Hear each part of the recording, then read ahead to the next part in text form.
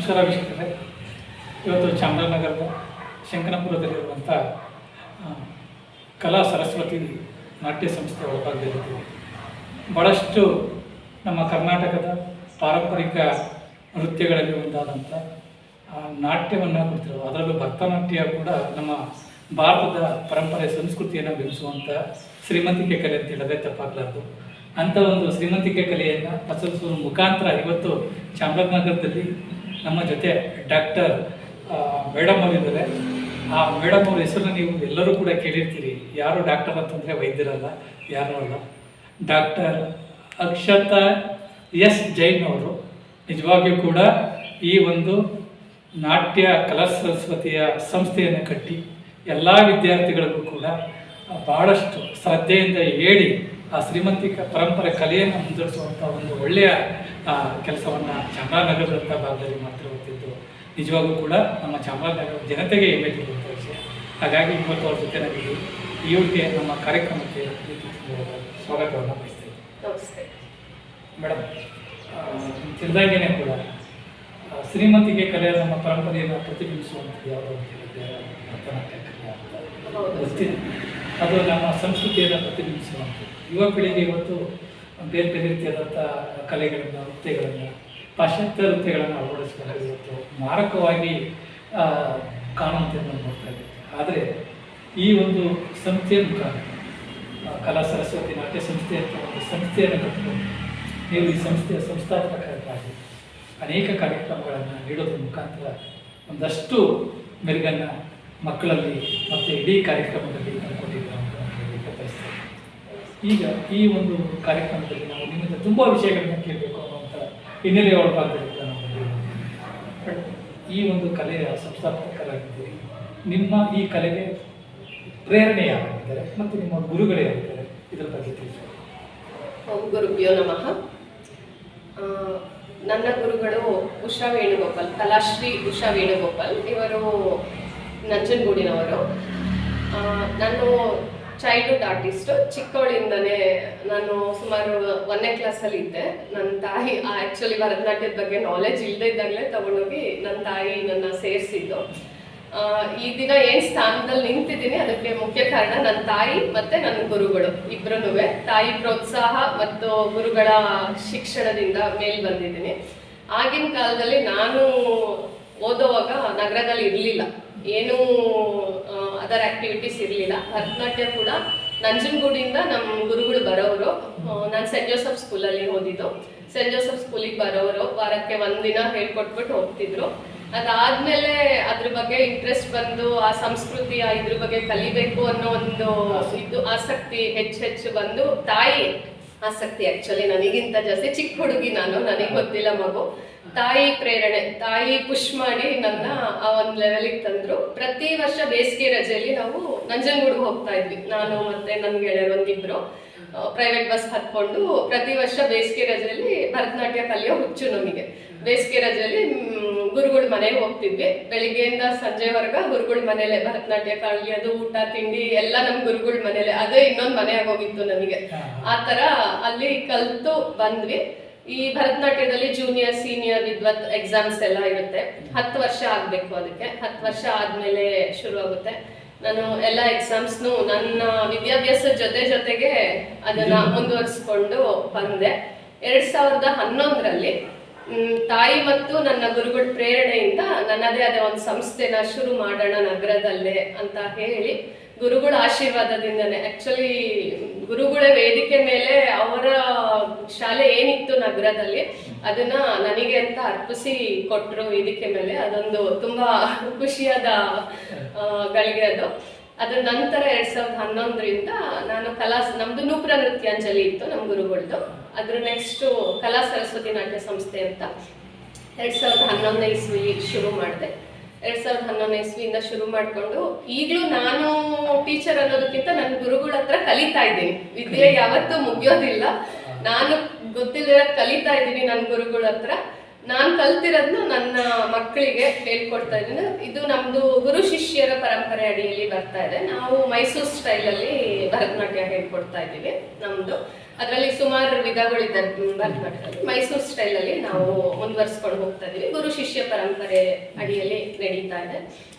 ಈಗಲೂ ನನ್ನ ಗುರುಗಳ ಹತ್ರ ಕಲಿತಾ ಇದ್ದೀನಿ ಹೋಗಿ ಹೋಗಿ. ಮಧ್ಯದಲ್ಲಿ ನನ್ಗೆ ಸುಮಾರು 100-150 ಮಕ್ಕಳಿದ್ದಾರೆ ಸಂಸ್ಥೆ ಒಳಗಡೆ ಕಲಿತಾ ಇದ್ದಾರೆ.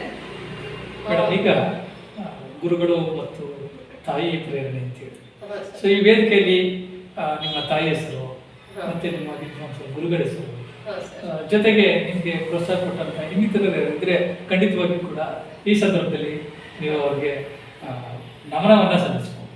ಹೆಸರು ಹೇಳಿ. ನಾನು ವಜ್ರನಾಭಯ್ಯ ಅನ್ನೋ ಕುಟುಂಬ, ಜೈನ ಕುಟುಂಬ ನಮ್ದು. ನಗರದ ಮುಖ್ಯ ವರ್ತಕರಲ್ಲಿ ಒಬ್ಬರಾಗಿದ್ರು ನಮ್ಮ ತಾತ. ಈಗಲೂ ನಾನು ಗುರ್ತಿಸ್ಕೊಳ್ಳೋದು ವಜ್ರನಾಭಯ್ಯ ಅವರ ಕುಡಿ ಅಂತಾನೆ. ಅವರ ಮಗ ನನ್ನ ತಂದೆ ದಿವಂಗತ ಶಾಂತಿ ಪ್ರಸಾದ್ ಅಂತ. ನಮ್ದು ಪದ್ಮ ಮೆಡಿಕಲ್ ಅಂತ ಮೆಡಿಕಲ್ ಶಾಪ್ ಇದೆ, ಆಗಿಂದನೂ ತಂದೆದು. ತಂದೆ ನಾನು 1ನೇ ಕ್ಲಾಸಲ್ಲಿ ಇದ್ದಾಗ ತಂದೆ ತೀರು ಹೋದ್ರು. ಅದರಿಂದ ಮುಂದೆ ಅಮ್ಮ ನೆರವೇರಿಸ್ಕೊಂಡ್ ಬರ್ತಿದ್ದಾರೆ. ತಂದೆ ತಾಯಿ ಎಲ್ಲ ನನ್ನ ತಾಯಿನೇ ನನಗೆ. ಅವ್ರ ಪ್ರೋತ್ಸಾಹ, ಅವರ ಶ್ರಮ ನನ್ನಲ್ಲಿ ಈ ಶಾಲೆಯಲ್ಲಿ ಸಂಸ್ಥೆಯಲ್ಲಿ ಏನ್ ಕಾಣಿಸ್ತಿದ್ರೆ ಅದೆಲ್ಲ ನನ್ನ ತಾಯಿ ಶ್ರಮ ಅಂತ ಹೇಳ್ಬೋದು. ಹೌದು, ನನ್ನ ತಾಯಿ ಶ್ರಮ. ನನ್ನ ಗುರುಗಳು ಬಂದು ಉಷಾ ವೇಣುಗೋಪಾಲ್, ಅವರು ನಂಜನಗೂಡಲ್ಲಿರೋದು. ಅವ್ರದ್ದು ಭರತನಾಟ್ಯ ಇದೆ. ಸುತ್ತಮುತ್ತ ಗುಂಡ್ಲುಪೇಟೆ, ಹೆಳಂದೂರು, ಕೊಳ್ಳೇಗಾಲ, ಹನ್ನೂರು ಎಲ್ಲ ಕಡೆ ಅವ್ರದ್ದು ಶಾಖೆ ಇದೆ. ಉಷಾ ವೇಣುಗೋಪಾಲ್ ಅವ್ರದ್ದು. ಅವ್ರದ್ರಲ್ಲಿ ಒಂದು ಚಿಕ್ಕ ಪುಟ್ಟ ಬ್ರಾಂಚ್, ಒಂದು ಸ್ಮಾಲ್ ರೆಕ್ಕೆ ಅಂತ ಹೇಳ್ಬೋದು, ಇಲ್ಲಿ ನೆರವೇರಿಸ್ಕೊಂಡು ಹೋಗ್ತಾ ಇದ್ದೀನಿ. ನನ್ನ ವಿದ್ಯಾಭ್ಯಾಸದಲ್ಲಿ ಸೆಂಟ್ ಜೋಸೆಫ್ ಅಲ್ಲಿ ಪ್ರೈಮರಿ ಸ್ಕೂಲ್ ಮಾಡಿದೆ. ನನ್ನ ತಂದೆ ತೀರ್ ಹೋದ್ರು, ಆದ್ರೆ ಅಲ್ಲಿದ್ದ ಟೀಚರ್ಸ್ ನನಗೆ ತುಂಬಾ ಸಪೋರ್ಟ್ ಮಾಡಿದ್ರು. ನಾನು ಈ ದಿನ ಏನ್ ನಿಂತಿದ್ದೀನಿ ಅದಕ್ಕೆ ಮುಖ್ಯ ಕಾರಣ ನನ್ನ ಗುರುಗಳು ಅಂತ ಹೇಳ್ಬೋದು. ಅದ್ರ ನಂತರ ಸೇವಾ ಭಾರತಿ ಶಿಕ್ಷಣ ಸಂಸ್ಥೆಯಲ್ಲಿ ಓದ್ದೆ 3 ವರ್ಷ. ಕ್ರಿಶ್ಚಿಯನ್ ಸಂಸ್ಕೃತಿಲಿ ಒಂದ್ ಲೆವೆಲಲ್ಲಿ ಹೊಟ್ಟೋಗಿದ್ದೆ. ಅಲ್ಲಿಂದ ಬಂದು ನಮ್ಮ ಮೇನ್ ಸಂಸ್ಕೃತಿ RSS ಒಂದು ಏನು ಬಂತು ಪ್ರೇರಣೆ ಅಂತ ಹೇಳಿದ್ರೆ, ನಾನು ಸೇವಾ ಭಾರತಿ ಶಿಕ್ಷಣ ಸಂಸ್ಥೆಯಿಂದ. ಮುಖ್ಯ ಪ್ರೇರಣೆ ಅನಂತ್ ಕುರ್ಜಿ, ರವಿ ಪ್ರಸಾದ್ ಕುರ್ಜಿ ಅಂತ ಇದ್ದಾರೆ. ಈಗ ಸಂಸ್ಥೆಯಲ್ಲಿಲ್ಲ. ಅವರು ಮುಖ್ಯ ಪ್ರೇರಣೆ. ನನ್ನ ಹಿಂದೂ ಸಂಸ್ಕೃತಿಗೆ ಒಲವು ತೋರಿಸ್ಕೊಂಡು ಮುಂದೆ ಬರ್ತಾ ಇದ್ದೀನಿ. ಈಗಲೂ ಗುರು ಶಿಷ್ಯ ಪರಂಪರೆ ಏನು ಅಂತ ನಡ್ಕೊಂಡು ಹೋಗ್ತಾ ಇದ್ದೀನಿ ಅನ್ನೋದಕ್ಕೆ ನನ್ನ ಗುರುಗಳು ಮುಖ್ಯ ಕಾರಣ. ಈಗ ತಾನೇ ನಾವು 25 ವರ್ಷದ್ದು ಗುರು ವಂದನೆ ಕಾರ್ಯಕ್ರಮ ಮಾಡಿದ್ವಿ ಲಾಸ್ಟ್ ಮಂತ್. ತುಂಬಾ ಖುಷಿ ಆಯ್ತು. 25 ವರ್ಷ ಆದ್ಮೇಲೆ ನಮ್ ಗುರುಗಳು ಭೇಟಿ ಆದ್ವು. ನಮ್ಗದು ಏನು ಅನ್ನಿಸ್ತಿಲ್ಲ, ನೆನ್ನೆ ಮೊನ್ನೆ ನೋಡ್ತಾ ಇದೀವಿ ಅನ್ನೋ ಒಂದು ಫೀಲ್ ಅಲ್ಲೇ ಇದೀವಿ. ಆ ಗುರು ಶಿಷ್ಯರ ಬಾಂಧವ್ಯ, ಆ ಗುರುಗಳಿಂದ ನಾನು ಕಲ್ತಿದ್ದೀನಿ. ಅದನ್ನ ನನ್ನ ಮಕ್ಕಳಿಗೆ ಮುಂದುವರಿಸ್ಕೊಂಡು ಹೋಗ್ತಾ ಇದೀವಿ. ಓಕೆ, ಅಂದ್ರೆ ಈ ಸಂದರ್ಭದಲ್ಲಿ ನಿಮ್ಮ ಏಳಿಗೆಗೆ ನಿಮ್ಗೆ ಮಾರ್ಗದರ್ಶಕರಾಗಿರುವಂತ ಎಲ್ಲರನ್ನೂ ಕೂಡ ಇವತ್ತು ಸಲ್ಲಿಸ್ಕೊಡುವಂತ ಅವಕಾಶ ನಿಮ್ಗೆ, ಮತ್ತೆ ಒಂದು ನಮನವನ್ನ ಸಲ್ಲಿಸುವಂತ ಕೂಡ ಅವಕಾಶ ಬರ್ತಿದೆ. ಹಾಗಾಗಿ ಕೂಡ ಹೇಳ್ಕೊಂಡಿದ್ದೀರ ಮೇಡಮ್. ಮತ್ತೊಂದು, ನಿಮ್ಮ ಎಲ್ಲ ಸಾಧನೆಗಳ ಪಟ್ಟಿಗಳನ್ನು ನೋಡಿದಂಥ ಸಂದರ್ಭದಲ್ಲಿ ತುಂಬಾ ಪ್ರಶಸ್ತಿಗಳು ಬಂದಿರುವಂಥದ್ದು ನನ್ನ ವೀಕ್ಷಕರಿಗೆ ನಿಮ್ಮ ಸಾಧನೆಯ ಒಂದಷ್ಟು ಮೆಲ್ಕಾಕುವಂಥ ಪ್ರಶಸ್ತಿಗಳು ಮತ್ತೆ ನಿಮ್ಮ ನಾಟ್ಯ ಪ್ರದರ್ಶನಗಳು, ಕಲಾನಾಟ್ಯ ಪ್ರದರ್ಶನಗಳು ಎಲ್ಲೆಲ್ಲಿ ಆಗಿದೆ ಅನ್ನೋ ಒಂದು ಮಾಹಿತಿ. ತುಂಬಾ ಖುಷಿ ಸಂದರ್ಭ ಅಂದ್ರೆ, ನಿನ್ನೆ ಸಂಜೆ ತಾನೇ ನಾನು ನಮ್ಮ ಊರಿನ ಗಿರಿಜಾ ಕಲ್ಯಾಣ ಮಹೋತ್ಸವದಲ್ಲಿ ಕಾರ್ಯಕ್ರಮ ಕೊಟ್ಟು ಬಂದೆ, ಚಾಮರಾಜೇಶ್ವರ ದೇವಸ್ಥಾನದಲ್ಲಿ. ಅದು ಚಿಕ್ಕವಳಿಂದನೂ ಅದು ಒಂದು ಖುಷಿ ನಮಗೆ. ನಾನು ಹೊರ ದೇಶದಲ್ಲಿ ಡ್ಯಾನ್ಸ್ ಮಾಡಿ ಬಂದ್ರೂನುವೆ ನನ್ನ ಊರು, ನನ್ನ ಹುಟ್ಟೂರಿನ ಮುಖ್ಯ ದೇವಸ್ಥಾನದಲ್ಲಿ ಮಾಡೋದು ಅದು ತುಂಬಾ ಅದು ಗಿರಿಜಾ ಕಲ್ಯಾಣ ಮಹೋತ್ಸವದ ದಿನನೇ ಮಾಡೋದು ಅಂದ್ರೆ ಅದು ತುಂಬಾ ಲಕ್ಕಿ ಅಂತ ಹೇಳ್ಬೋದು. ತುಂಬಾ ಕಷ್ಟ ಸಿಗೋದು. ನಿನ್ನೆ ರಾತ್ರಿ ಪ್ರೋಗ್ರಾಮ್ ಮಾಡಿ ಬಂದ್ವಿ. ತುಂಬಾ ಖುಷಿ ಆಯ್ತು ಎಲ್ಲ. ಅದೊಂದು. ಆಮೇಲಿಂದ ನಾನು ಬೇಸಿಕಲಿ ಜೈನ್, ಸೊ ನನ್ನ ಮುಖ್ಯ ಕ್ಷೇತ್ರ ಶ್ರವಣಬೆಳಗೊಳ. ಈಗ ಅದು 12 ವರ್ಷಕ್ಕೊಂದ್ಸಲಿ ಮಹಾಮಸ್ತಕಾಭಿಷೇಕ ಬರುತ್ತೆ. ಲಾಸ್ಟ್ ಮಸ್ತಕಾಭಿಷೇಕದಲ್ಲಿ ಸುಮಾರು 40 ಮಕ್ಕಳನ್ನ ಕರ್ಕೊಂಡು ಹೋಗಿದ್ದೆ ನಾನು. ಅಲ್ಲಿ ತುಂಬಾ ದೊಡ್ಡ ಕಾರ್ಯಕ್ರಮ ಮಾಡಿಕೊಟ್ವಿ. ಅದು ತುಂಬಾ ಖುಷಿ. ದೊಡ್ಡ ವೇದಿಕೆ, ನಮಗೆ ಒಂದು ಆತ್ಮತೃಪ್ತಿ ಅನ್ನೋ ವೇದಿಕೆ ಅದು. ಅದ್ ಬಿಟ್ಟು ನಮಗೆ ಡಾಕ್ಟರೇಟ್ ಪದವಿ ಬಂದಿದ್ದು ದುಬೈನ ಟಾಂಗೋ ಯೂನಿವರ್ಸಿಟಿ. ಯಾವ ವಿಷಯವಾಗಿ? ಯಾಕಂದ್ರೆ ಮೂಲತಃ ನೀವು BE ಮಾಡಿದಂತೆ, ಟೆಕ್ನಿಕಲ್ ಅಲ್ಲಿ ನೀವು ಪದವಿಯನ್ನ ಪಡ್ಕೊಂಡಂತೆ. ಇವುಗಳನ್ನ ನೋಡಿದಾಗ PhD ಕೂಡ ಮಾಡಿದ್ದೀರ. ಒಂದಷ್ಟು ನನಗೆ ಗೊತ್ತಿಲ್ಲ, ಕ್ಷೇತ್ರಗಳ ಬದಲಾವಣೆ ಆದ್ರೆ ಮೂಲ ಬೇರೆ ಇದೆ. ಹೌದು, ಮೂಲ ಬೇರೆ ಇಲ್ಲದೆ ಭರತನಾಟ್ಯ ಕ್ಷೇತ್ರದಲ್ಲಿ ಒಂದು ಭಾಗದಲ್ಲಿ ಅವರು ಗೌರವ ಡಾಕ್ಟರೇಟ್ ಕೊಟ್ಟರು ನನಗೆ. ಹೌದು ಸರ್. ಹಾ. ದುಬೈನ ಟಾಂಗೋ ಯೂನಿವರ್ಸಿಟಿಯಲ್ಲಿ ಹಾ. ಅಲ್ಲಿ ಸುಮಾರು ನಮ್ಮ ಕರ್ನಾಟಕದಿಂದ 3 ಜನಕ್ಕೆ ಸಿಕ್ತು. ಒಂದು ಫ್ಯಾಷನ್ ಫೀಲ್ಡ್, ನಾನು ಸಂಸ್ಕೃತಿ ಭರತನಾಟ್ಯ ಫೀಲ್ಡ್, ಇನ್ನೊಂದು ಬಿಸ್ನೆಸ್ ಫೀಲ್ಡ್ ಇಂದ ಸುಮಾರು 18 ದೇಶದಿಂದ ಬೇರೆ ಬೇರೆ ಅವರೆಲ್ಲ ಬಂದಿದ್ರು ಅಲ್ಲಿಗೆ. ಅಲ್ಲಿ ಹೋದ್ರೆ ಆಕ್ಚುಲಿ ಎಲ್ಲರಿಗಿಂತ ನನಗೆ ಪ್ರಮುಖ ಸ್ಥಾನ ಕೊಟ್ರು. ಅದು ಏನಾಯ್ತು ಅಂದ್ರೆ, ನಾವು ಭರತನಾಟ್ಯ ಅಂದ್ರೆ ನಮ್ಮ ಸಂಸ್ಕೃತಿ ಪ್ರಕಾರ ಹೋಗಿದ್ದೆ, ಅಲ್ಲೆಲ್ಲ ವೆಸ್ಟರ್ನ್ ಕಲ್ಚರ್ ಅಲ್ಲೇ ಬಂದಿದ್ರು. ಆಕ್ಚುಲಿ ನನಗಿಂತ ಅಲ್ಲಿ ಇದ್ದಿದ್ದು 18 ಕಂಟ್ರೀಸ್ ಅವರು ತುಂಬಾ ಖುಷಿ ಪಟ್ರು. ನಮ್ಮ ಒಂದು ಭಾರತದ ಸಂಸ್ಕೃತಿ, ಭಾರತದ ಒಂದು ಇದು ಬರ್ತಾ ಇದೆ ನಮ್ಮ ಮುಂದೆ ಅನ್ನೋ ತರ ಅದೊಂದು ಟ್ರೀಟ್ ಮಾಡಿದ್ರಲ್ಲ, ಅದೇ ಒಂದು ಆನಂದ ಬಾಷ್ಪ ಅಂತ ಹೇಳ್ಬೋದು. ನಂಗೆ ಆಕ್ಚುಲಿ ಆ ಪದವಿಗಿಂತ ಅವರಲ್ಲಿ ನಮ್ಗೆ ನಾನು ಭಾರತದವಳು ನಮ್ಮ ಸಂಸ್ಕೃತಿ ಅಂತ ಕೊಟ್ರಲ್ಲ, ಆ ಗೌರವ ತುಂಬಾನೇ ಖುಷಿ ಆಯ್ತು. ಅದು ನನ್ನ ಲೈಫ್ ಟೈಮ್ ಮೆಮೊರಿ. ಅದು ಆಕ್ಚುಲಿ ನನ್ನ ತಾಯಿ ಏನು ಕಷ್ಟಪಟ್ಟಿದ್ರು ಅವತ್ತಿನ ದಿನ ಅವ್ರ ಕಣ್ಣಲ್ಲಿ ಆನಂದ ಬಾಷ್ಪ ನೋಡ್ದೆ ಅಲ್ಲಿ, ಅದು ತುಂಬಾ ಸಂತೃಪ್ತಿ ಕೊಡ್ತು ನನಗೆ. ಅದು ಏನ್ ಹೇಳ್ತಾರೆ, ರೋಮಾಂಚನವಾಗಿರುವಂತ ಒಂದು ಕ್ಷಣ ಅದು. ಅಂದ್ರೆ ನಮ್ ದೇಶನೇ ಪ್ರತಿಬಿಂಬಿಸುತ್ತೆ. ಮತ್ತೆ ನಮ್ಮಲ್ಲಿರೋರು ವೆಸ್ಟರ್ನ್ ಕಲ್ಚರ್ ಹೋಗ್ತಿದ್ದಾರೆ, ಆದ್ರೆ ಅಲ್ಲಿರೋರು ನಮ್ಮ ಸಂಸ್ಕೃತಿಗೆ ಎಷ್ಟು ಬೆಲೆ ಕೊಟ್ರು ಅಂತ ಎದ್ದು ನಿಂತು ಕೈ ಮುಗಿದ್ರು. ಆಕ್ಚುಲಿ ಒಂದು ಹುಡುಗಿ ಸೀರೆ ಉಟ್ಕೊಂಡ್ ಬರ್ತಿದ್ದಾಳೆ ಅಂದ್ರೆ ಅವ್ರು ತೋರಿಸಿದ ಗೌರವನೇ ಬೇರೆ ಇತ್ತು. ಅದು ತುಂಬಾ ಖುಷಿ ಆಯ್ತು. ಅದೊಂದು ನಿಜವಾಗಿಯೂ ಕೂಡ ಅದು ನಮ್ಮ ಸಂಸ್ಕೃತಿಗೆ ಸಲ್ಲುವಂತ ಗೌರವ, ತುಂಬಾ ಹೆಮ್ಮೆಯಿಂದ. ನಾನು ಆಕ್ಚುಲಿ ಅಲ್ಲಿಂದ ಬಂದು ಆ ವರ್ಷ ಪೂರ್ತಿ ನನ್ಗೆ ಎಲ್ಲ ಸಂಘ ಸಂಸ್ಥೆಯವರು ಸನ್ಮಾನ ಮಾಡಿದಾಗ ಪ್ರತಿಯೊಬ್ಬರಿಗೂ ಒಂದು ಸ್ಟೂಡೆಂಟ್ಸ್, ಆ ಸ್ಕೂಲ್ ಮಕ್ಕಳು, ಕಾಲೇಜ್ ಮಕ್ಕಳಿಗೆಲ್ಲ ಅದನ್ನೇ ಹೇಳ್ತಿದ್ದೆ, ವೆಸ್ಟರ್ನ್ ಕಲ್ಚರ್ ಹೋಗಿ, ಬಟ್ ನಮ್ಮ ಸಂಸ್ಕೃತಿಗೆ ಇರೋ ಬೆಲೆ ನಿಮ್ಗೆ ಇನ್ನೆಲ್ಲೂ ಸಿಕ್ಕೋದಿಲ್ಲ, ಅದನ್ನ ಫಾಲೋ ಮಾಡಿ ಅಂತ ತುಂಬಾ ಹೇಳ್ತಾ ಇದ್ದೆ. ಹೀಗೆ ನಾನು ಮಹಾರಾಷ್ಟ್ರದಲ್ಲಿ ಓದಿದ್ದು. ಮಹಾರಾಷ್ಟ್ರದಲ್ಲಿ ಸುಮಾರು ಕಡೆ ಪ್ರೋಗ್ರಾಮ್ಸ್ ನ ಕೊಟ್ಟಿದ್ದೇನೆ, ಸಾಂಸ್ಕೃತಿಕ ಕಾರ್ಯಕ್ರಮಗಳಲ್ಲಿ ತುಂಬಾ ಮಾಡಿದ್ದೀನಿ. ಅದಾದ್ಮೇಲೆ ಜೈಪುರಲ್ಲಿ ಫೆಸ್ಟಿವಲ್ ಅಂತ ಮಾಡ್ತಾರೆ, ಇದು ಸಾಂಸ್ಕೃತಿಕ ಹಬ್ಬ ಅಂತ ಮಾಡ್ತಾರೆ ಗವರ್ನಮೆಂಟ್ ಕಡೆಯಿಂದ. ಜೈಪುರ್ ಫೆಸ್ಟಿವಲ್ ಅಲ್ಲಿ ಮಾಡಿದೆ, ಅಲ್ಲಿ ಒಂದು ನಾಟ್ಯ ಮಯೂರಿ ಅಂತ ಒಂದು ಅವಾರ್ಡ್ ಸಿಕ್ತು.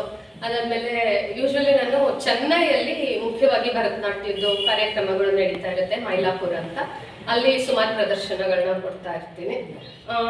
ಆಲ್ಮೋಸ್ಟ್ ಕರ್ನಾಟಕದಲ್ಲಿ ಎಲ್ಲ ಹುಬ್ಳಿ, ಆಮೇಲಿಂದ ಬೆಂಗಳೂರು, ಮೈಸೂರು ಎಲ್ಲ ಕಡೆ ಕಾರ್ಯಕ್ರಮಗಳನ್ನ ಕೊಡ್ತಾ ಇದ್ದೀನಿ. ಮೇನ್ ಕಾರ್ಯಕ್ರಮ ರಾಜ್ಯಗಳಲ್ಲೂ ಕೂಡ, ದೇಶಗಳಲ್ಲೂ ಕೂಡ ನಿಮ್ಮ ಕಾರ್ಯಕ್ರಮಗಳು ಕೊಟ್ಟಿದ್ದೀನಿ. ಅರುಣಾಚಲ್ಗೆ ಹೋಗಿದ್ದೀನಿ, ಭೂತಾನ್ ಅಲ್ಲಿ ಪ್ರದರ್ಶನ ಕೊಟ್ಟಿದ್ದೀನಿ, ಅರುಣಾಚಲ್ ಪ್ರದೇಶದಲ್ಲಿ ಕೊಟ್ಟಿದ್ದೀನಿ, ಅದ್ ಬಿಟ್ರೆ ದುಬೈಯಲ್ಲಿ ಕೊಟ್ಟಿದ್ದೀನಿ. ಹೀಗೆ ಆಕ್ಚುಲಿ ಇನ್ನೂ ಇತ್ತು, ಕೊರೋನಾ ಬಂದ ಮೇಲೆ ಅದು ಸ್ವಲ್ಪ ಸ್ಟಾಪ್ ಆಗೋಯ್ತು. ಈಗ ಸ್ವಲ್ಪ ಹಿಂಜರಿತಾ ಇದೀವಿ, ಇಲ್ಲಾಂದ್ರೆ ಇನ್ನೂ ಸುಮಾರು ಕಾರ್ಯಕ್ರಮಗಳು ನಡೀತಾ ಇತ್ತು. ಅಂದ್ರೆ ವರ್ಷ ಪೂರ್ಣ ನಿಮ್ಮ ಸಂಚಾರ ಸಂಸ್ಥೆಯ ಮುಖಾಂತರ ನಿಮ್ಮ ಪ್ರತಿಭೆ ಅನಾವರಣ ಇದೆ. ಖಂಡಿತವಾಗಿಯೂ ನಿಮ್ಮ ಮುಂದಿನ ದಿನಗಳಲ್ಲೂ ಕೂಡ ಇದೇ ರೀತಿಯಾದಂಥ ಕಾರ್ಯಕ್ರಮಗಳು ಲಭಿಸಲಿ, ನಿಮ್ಮ ಪ್ರತಿಭೆ ಕೂಡ ಅನಾವರಣ ಇದೆ ಅಂತ. ಮೇಡಮ್, ಈಗ ಮುಖ್ಯವಾಗಿ ನನಗೆ ತಿಳಿಸ್ಬೇಕಾಗಿರುವಂಥದ್ದು, ಈ ಭರತನಾಟ್ಯ ಕಲೆ ಇದೆಯಲ್ಲ, ಇದು ಒಂದು ಶಾಸ್ತ್ರದ ಕಲೆ. ನಿಮಗೂ ಕೂಡ ಗೊತ್ತಿದೆ, ಇತಿಹಾಸಗಳನ್ನ ಹೇಳಿದಾಗ ಮುನಿಗಳು ಈ ಶಾಸ್ತ್ರವನ್ನ ಪ್ರಾರಂಭಿಕವಾಗಿ ಇಂದಿನ ದಿನಗಳಲ್ಲಿ, ಇಂದಿನ ವರ್ಷಗಳಲ್ಲಿ, ಆಗಿನ ಏನಿದೆಯೋ ನಮ್ಮ ಇಂದಿನ ಕಾಲಘಟ್ಟದಲ್ಲಿ ಮನರಂಜನೆಗಾಗಿ ಮತ್ತು ಇದು ಒಂದು ಸಂಪ್ರದಾಯದ ಪರಂಪರೆಯ ನಾಟ್ಯವಾಗಿದ್ದು ರೂಪುಗೊಂಡಿರುವಂಥದ್ದು. ಈ ಭರತ ಅಂತಂದ್ರೆ ಏನು? ಭರತ ಮುನಿಯವರು, ಭಾರತ ಅಲ್ಲಿ ದೇವತೆಗಳು, ರಾಕ್ಷಸರು ಎಲ್ಲ ಇದ್ದಾಗ ಅದು ನಮ್ಮ ಪರಂಪರೆ ಬಿಟ್ಟು ಎಲ್ಲ ಹಾಳಾಗ್ತಿತ್ತು ಅನ್ನೋ ಟೈಮಲ್ಲಿ ಋಷಿ ಮುನಿಗಳೆಲ್ಲ ಬೇಡ್ಕೊಂಡು ಎಲ್ಲ ಮಾಡಿದಾಗ ಏನಾದ್ರೂ ಒಂದು ಮಾಡ್ಬೇಕು, ಇದನ್ನ ಅಸುರರನ್ನ ತೆಗೆದು ಹಾಕಿ ಒಂದು ಒಳ್ಳೆ ದೇವತೆಗಳಿಗೆ ಮತ್ತೆ ಸಂಹಾರ ಮಾಡಿ ಕೆಟ್ಟದನ್ನ ತೆಗೆದು ಹಾಕಿ ಒಳ್ಳೆ ದಾರಿಯಲ್ಲಿ ಹೋಗೋದು, ಒಳ್ಳೆ ಕಲ್ಚರ್ ಬರ್ಲಿ ಅನ್ನೋ ತರ. ಆಗ ಭರತ ಮುನಿಯವರು ತಮ್ಮ ಮಕ್ಕಳಿಗೆ, ಎಲ್ಲಾ ಮಕ್ಕಳಿಗೂ ಅದನ್ನ ಒಂದು ಪಂಚಮ ವೇದ ಅಂತ ಮಾಡಿ, ನಾಟ್ಯ ವೇದ ಅಂತ, ಆ ನಾಟ್ಯ ವೇದದಲ್ಲಿರೋ ಶಾಸ್ತ್ರಗಳನ್ನೆಲ್ಲ ತಿಳಿಸಿ, ಆ ಶಾಸ್ತ್ರದ ಪ್ರಕಾರ ಕಲೀಲಿ, ನಮ್ಮ ಸಂಸ್ಕೃತಿ ಮುಂದಕ್ಕೆ ಬೆಳೀಲಿ ಅಂತ ಅದನ್ನ ಮುಂದುವರ್ಸ್ಕೊಂಡ್ ಬಂದ್ರು. ಅದಾಗಿ ಮುಂದೆ ಬರ್ತಾ ಬರ್ತಾ ಹಿಂದಿನ ಕಾಲದಲ್ಲಿ ದೇವದಾಸಿಯರು ಅಂತ ಇದ್ರು. ಆಕ್ಚುಲಿ ಆ ಭರತನಾಟ್ಯ ಇದನ್ನೆಲ್ಲ ದೇವದಾಸಿಯರು ಕಲ್ತ್ಕೊಂಡು ಹೋಗ್ತಾ ಇದ್ರು. ಈಗಲೂ ಕೂಡ ನಮ್ಮ ಮೈಸೂರು ಅರಮನೆಯಲ್ಲಿ ಕೂಡ ದೇವಸ್ಥಾನಗಳಲ್ಲಿ ದೇವಸ್ಥಾನಗಳು, ಅರಮನೆಗಳು, ಆತರ ರಾಜರುಗಳಿಗೆ ಎಲ್ಲ ಅನ್ನೋ ತರ ದೇವದಾಸಿಯರಿದ್ರು. ಈಗಲೂ ನಮ್ದು ಮೈಸೂರು ಅಲ್ಲಿ ಪುಟ್ಟಮ್ಮ ಅಂತ ಇದ್ರು ಮೇನ್ ದೇವದಾಸಿ, ಅವರ ಶಿಷ್ಯ ನಮ್ಮ ಗುರುಗಳು, ಅವ್ರ ಶಿಷ್ಯ ನಾನು. ಆಕ್ಚುಲಿ ಮೈಸೂರು ಸ್ಟೈಲ್, ಮೈಸೂರು ಅರಮನೆಯಲ್ಲಿ ಇದ್ದ ಗುರುಗಳಿಂದ ಮೈಸೂರಿನ ಪರಂಪರೆಯ ಕಲಾವಿದರ ಯುವ ಪೀಳಿಗೆ ಬರ್ತಾ ಇದೀವಿ. ಅದು ಹಾಗೆ ಮುಂದುವರ್ಕೊಂಡ್ ಬರ್ತಾ ಇದೆ. ನಮ್ಮ ಸಂಸ್ಕೃತಿ ಏನಿದೆ ಅದನ್ನ ಮುಂದುವರ್ಸ್ಕೊಂಡು ಹೋಗೋದು. ಭರತನಾಟ್ಯದಲ್ಲಿ ಇರೋದೇ ನಮ್ಮ ಸಾಂಸ್ಕೃತಿಕ ಕಲೆ. ನಮ್ಮ ದೇವರುಗಳು, ಕೋಟ್ಯಾನು ದೇವತೆಗಳು ಏನಿದ್ದಾರೆ ಅವ್ರ ಬಗ್ಗೆ ಸ್ಟೋರಿಗಳು ಇರ್ತದೆ. ಅದು ಹೇಗೆ ಆಕ್ಚುಲಿ ಚಿಕ್ಕ ಮಕ್ಕಳು ಬರ್ತಾರೆ, ಆ ಚಿಕ್ಕ ಮಕ್ಳಿಗೆ ನಾವೇನು ಹೇಳ್ಕೊಡಕ್ ಆಗೋದಿಲ್ಲ. ಸೊ ಈ ಭಗವದ್ಗೀತೆಯಲ್ಲಿರೋ ಸ್ಟೋರಿ, ಕೃಷ್ಣನ್ ಸ್ಟೋರಿ, ರಾಮನ್ ಸ್ಟೋರಿ, ಆ ತರ ಹೇಳ್ಕೊಟ್ಟು ಆ ರೂಪಕಗಳನ್ನ ನಾವು ಚಿಕ್ಕ ಮಕ್ಳಿಗೆ ಹೇಳ್ಕೊಡ್ತೀವಿ.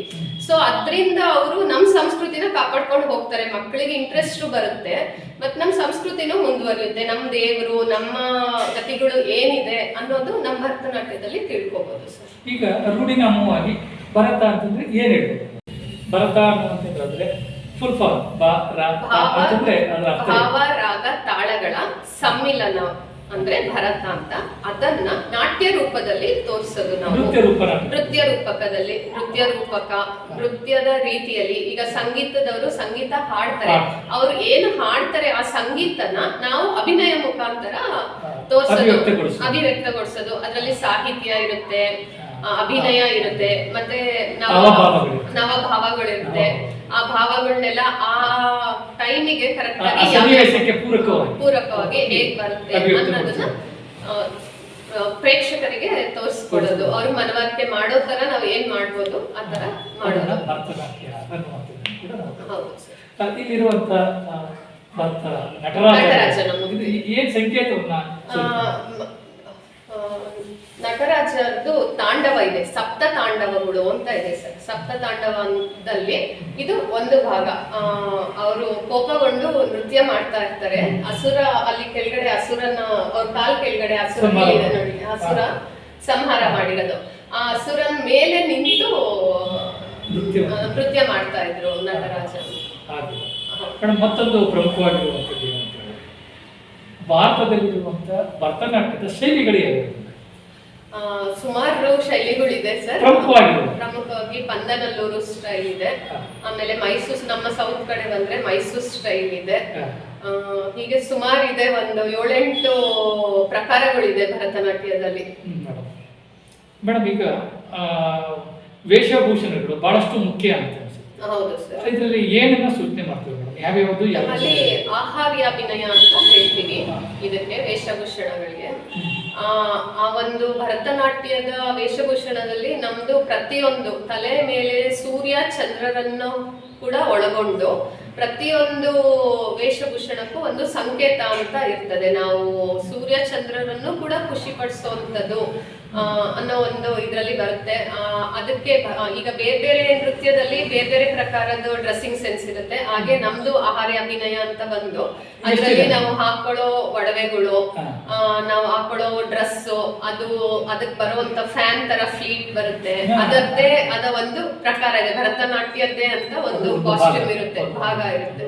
ಯಾಕೆಂದ್ರೆ ನಾವು ಅದರಲ್ಲಿ ಪ್ರತಿಯೊಂದು ಅಭಿನಯ ತೋರಿಸಿದಾಗ ನಮ್ಗದು ಮನವರಿಕೆ ಆಗ್ಬೇಕು ಆ ಡ್ರೆಸ್ ಇಂದ. ನಾವೀಗ ಒಂದು ಪ್ಯಾಂಟ್ ಶರ್ಟ್ ಹಾಕೊಂಡು ಭರತನಾಟ್ಯ ಮಾಡಿದ್ರೆ ಅದು ನಮಗೊಂದು ಫೀಲ್ ಕೊಡಲ್ಲ ಪ್ರೇಕ್ಷಕರಿಗೆ.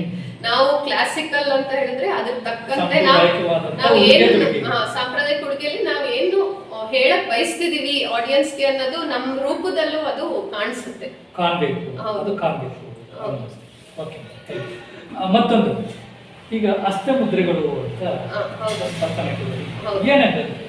ಹಸ್ತಮುದ್ರೆಗಳು ಅಂದ್ರೆ ಈಗ ನಾವು ಒಂದು ಪಾತ್ರ ಮಾಡ್ತಾ ಇದ್ದೀವಿ. ಈಗ ಒಂದು ಭ್ರಮರಿ ಅಂತ ತೋರಿಸ್ತಾ ಇದೀವಿ. ಒಂದು ಹೂವಿಗೆ ಒಂದು ಜೇನು ನೊಣ ಬಂದು ಕೂತಿದೆ ಅಂದ್ರೆ ಆ ಹೂವನ್ನ ಒಂದು ಅಲಪದ್ಮ ಇಟ್ಕೋತೀವಿ, ಇದಕ್ಕೆ ಒಂದು ಅಲಪದ್ಮ ಅಂತೀವಿ. ಭ್ರಮರಿ ಅಂದಾಗ ಒಂದು ಜೇನು, ಆ ಜೇನು ಹೀಗೆ ಬಂದು ಹೀಗೆ ಕೂತು ಅಂತ ಅದು ವೀಕ್ಷಕರಿಗೆ ನಾವು ಹೇಳಕ್ ಆಗೋದಿಲ್ಲ ಇಲ್ಲಿ ಹೂವಿದೆ, ಇಲ್ಲಿ ಜೇನಿದೆ ಅಂತ. ನಾವು ನಮ್ಮ ಅಭಿನಯದಲ್ಲಿ ತೋರಿಸ್ತೀವಿ. ಒಂದು ಮ್ಯೂಸಿಕಲ್ ಬಂದು ಹೀಗೆ ಬಂದ್ರು ಆಡಿಯನ್ಸ್ ಅನ್ನ ಫೀಲ್ ಮಾಡ್ತಾರೆ, ಓಕೆ ಜೇನು ನೊಣ ಬಂದಿದೆ ಅಂತ. ಆತರ ನಮ್ಮ ಹತ್ರ 24-20 ಬೇರೆ ಬೇರೆ ಹಸ್ತಮುದ್ರೆಗಳಿದೆ.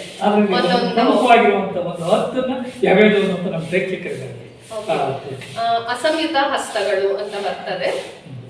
ಈಗ ನೋಡ್ತಾರೆ ಪತಾಕ, ತ್ರಿಪತಾಕ, ಅರ್ಧ ಪತಾಕ, ಕತ್ತರಿ ಮುಖ, ಮಯೂರಾಖ್ಯೋ, ಅರ್ಧಚಂದ್ರ, ಅರಾಳ, ಶುಕತುಂಡಕಃ, ಮುಷ್ಟಿಶ್ಚ, ಶಿಖರಾಖ್ಯಶ್ಚ. ಹೀಗೆ ಸುಮಾರು ಹಸ್ತಮುದ್ರೆಗಳು ಬರುತ್ತೆ. ನಾವು ಪಾತ್ರ ಮಾಡುವಾಗ ಯಾವ್ಯಾವ್ದಕ್ಕೆ ಏನೇನ್ ಬೇಕು ಆ ಹಸ್ತಮುದ್ರೆಗಳನ್ನ ಉಪಯೋಗಿಸ್ಕೊಂಡು ಪ್ರೇಕ್ಷಕರಿಗೆ ಹೆಂಗೆ ತಿಳಿ ಹೇಳೋದು ಅಂತ ಅವ್ರಿಗೆ ಮನವರಿಕೆ ಮಾಡೋದು ಎಷ್ಟು ಸಾಧ್ಯನೋ ಅಷ್ಟು ಮಾಡ್ತೀವಿ. ತುಂಬಾ ಇದನ್ನು ತುಂಬಾ ತಿಳಿಸ್ಕೊಟ್ಟಿದ್ರೆ, ಯಾಕಂದ್ರೆ ನಾವು ನೋಡಿರ್ತೀವಿ, ಆದ್ರೆ ಏನ್ ಇಂಡಿಕೇಟ್ ಅಂದ್ರೆ ಏನು ಅದು ವ್ಯಕ್ತಪಡಿಸ್ತಾ ಇದೆ ಅನ್ನುವಂಥದ್ದು ಎಲ್ಲರೂ ಕೂಡ ನೋಡಿರ್ತಾರೆ. ಯಾಕಂದ್ರೆ ನಾವು ಯಾಕೆ ರೀಚ್ ಆಗಕ್ಕಾಗಲ್ಲ ಅಂತ ಹೇಳಿದಾಗ ಅದರ ಅರ್ಥಗಳನ್ನ ನಾವು ತಿಳಿಸುವಂತ ಅಥವಾ ನೋಡುವಂತ ಕೌತಿಕ ನಮ್ಮಲ್ಲಿ ಕಡಿಮೆ ಆಗ್ತದೆ. ಹಾಗಾಗಿ ಈಗ ತಿಳಿಸ್ಕೊಟ್ಟಾಗ ಹೀಗೆ ಅನ್ನುವಂಥದ್ದು ಬಹಳ ಇದು ಉಪಯುಕ್ತವಾದಂತ ಕಲಿಯುವಂತ ಆಸಕ್ತರಾಗಿರ್ತಾರೆ ಅಂತ ಮಕ್ಕಳಿಗೆ ಮತ್ತೆ ನಮ್ಗಳಿಗೂ ಕೂಡ. ಯಾಕೆ ಅಂತ ಹೇಳಿದ್ರೆ ಒಂದು ಕಲೆಗೆ ಅದೇ ಆದಂತ ವೈಶಿಷ್ಟ್ಯತೆ ಇದೆ. ಆ ವೈಶಿಷ್ಟ್ಯತೆ ಈಗ ನಿಮ್ಮ ಅಭಿನಯದಲ್ಲಿ ನಾವು ನೋಡಿದ್ದೀವಿ. ಮತ್ತೊಂದು ಈ ಚತುರ್ವಿಧ ಅಭಿನಯ ಅಂತಂದ್ರೆ ಏನು?